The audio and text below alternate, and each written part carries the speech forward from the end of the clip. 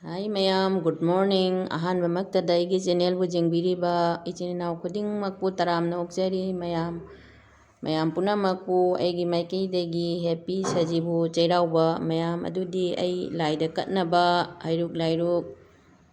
tengchak injang napi singse sem saba haujari makhatana jengminasi mayam.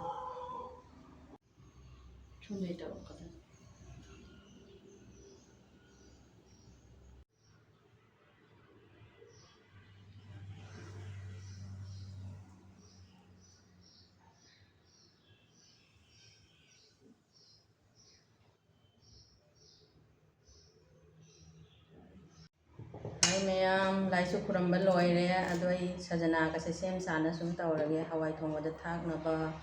ngok thongi kari ngwa macandi loina pangamjadre ado kari sem sabado ujarage makhatana jingminasi chinausi mayam adudi ai hawai thangatpa haujare kukar sida mayam asigana mok hawai mangando uti asangbi oina tawjarage mayam.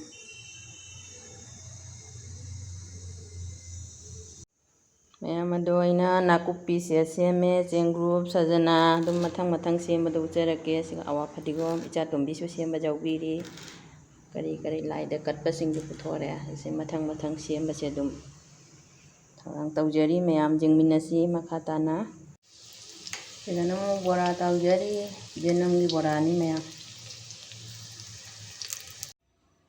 mayam laigi chak thabai se ai makhada dum tharai gi belkuni siga dum oina tharai side ta khirki gi se ase laigi se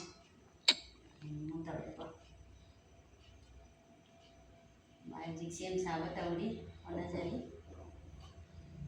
sinju leire bora leire kangau leire ko uti leire hawai thongba leire champut leire akhaba leire asini ngasigi matheldi sitani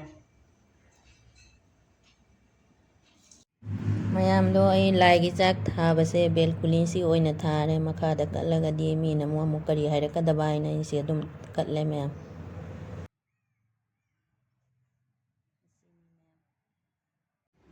mayamdo ngasigi aigi thali se jengbiu laida katjare isorda aina asise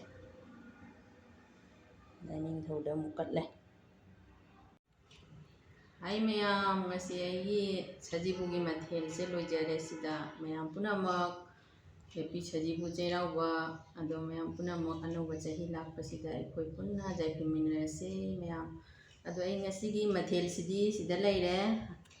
si sinju leire si ironba leire pulaine jongchakne alune yendemne punna ironsade sina hawai mangal uti leire asina awa hawai orholdo sina thongba sina kangau leire ngokthong asina champut sina bora asina akhabani mayam masitani matheldi ado mayam